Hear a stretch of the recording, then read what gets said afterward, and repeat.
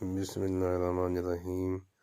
Introduction ہو chapter number 4 جناب۔ آج ہے جی ورنیئر کیلیپر۔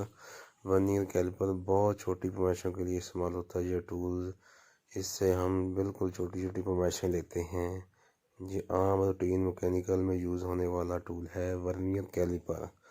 آگے جی مائکرومیٹر۔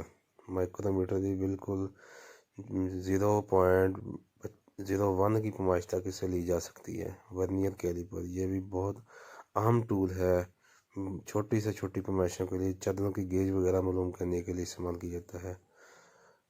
آگے ہے جی اسٹینڈرڈ وائر گیج۔ تاروں کی جو پیمائش لی جاتی ہے، وائر کی گیج لی جاتی ہے، وائر کی پیمائش لی جاتی ہے، اس کے لیے جو استعمال ہوتی ہے اسٹینڈرڈ وائر گیج۔ آگے جی سیزر کینچی کو کہتے ہیں۔ کینچی مختلف ٹولز کے لیے، جگہ کے لیے استعمال کی جاتی ہے۔ کاٹنے کے لیے یہ ٹولز استعمال کیا جاتا ہے سیزر۔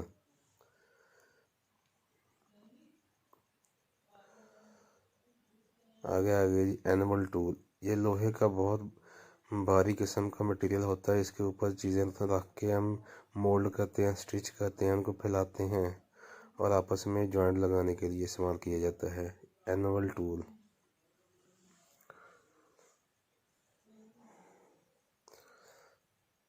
ریبٹ گن کا استعمال یہ نٹ پیج، نٹ بولٹ کو لگانے کے لیے استعمال، ٹھوکنے کے لیے آتی ہے۔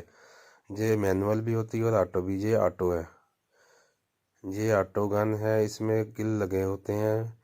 یہ لکڑی میں استعمال ہوتی ہے کلوں کا لگانے کے لیے۔ آگے ہے جی ایئر پریشر پمپ۔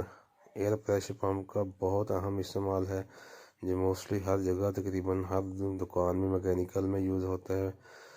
ٹائر والی ورکشاپ میں استعمال ہوتا ہے، مکینیکل کی مشینری کھولنے کے لیے جو ٹولز اس میں استعمال ہوتا ہے۔ آگے جی فلر گیج۔